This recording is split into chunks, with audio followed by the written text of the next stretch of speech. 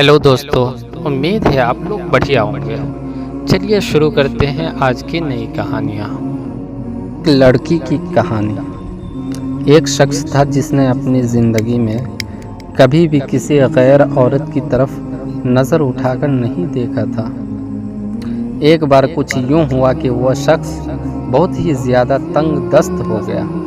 नौबत यहाँ तक पहुँची कि घर में फाके शुरू हो गए। उस शख्स की एक जवान बेटी भी थी।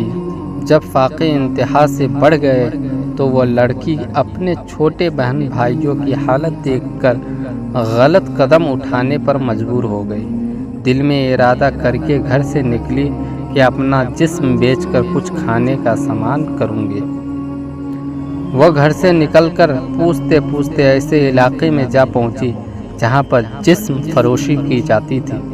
वो लड़की वहां जाकर अपनी अदाएं दिखाकर लोगों को अपनी जानिब मुतवज्जा करने लगी, लेकिन किसी एक शख्स ने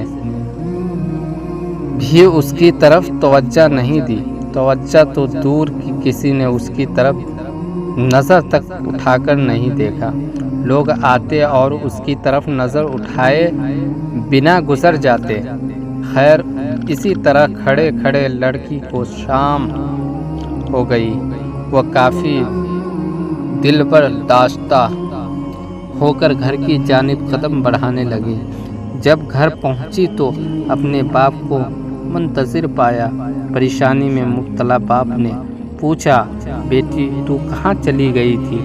लड़की ने बाप से माफ़ी मांगी और रो रो कर सारा माजरा बयान किया कि अब्बू, मुझसे अपने भूख से बिलखते हुए बहन भाइयों की हालत देखी नहीं गई और मैं मजबूर होकर गुनाह करने निकल पड़ी, लेकिन किसी एक भी शख्स ने भी मेरी तरफ नज़र तक उठाकर नहीं देखा।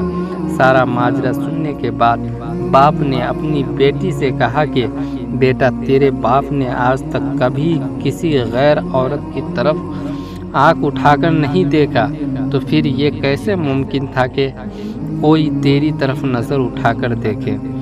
दोस्तों, हमारी सोच के रास्ते बहुत वसी है। उम्मीद करते हैं ये तहरीर पढ़ने के बाद, ये तहरीर सुनने के बाद आप इस बारे में ज़रूर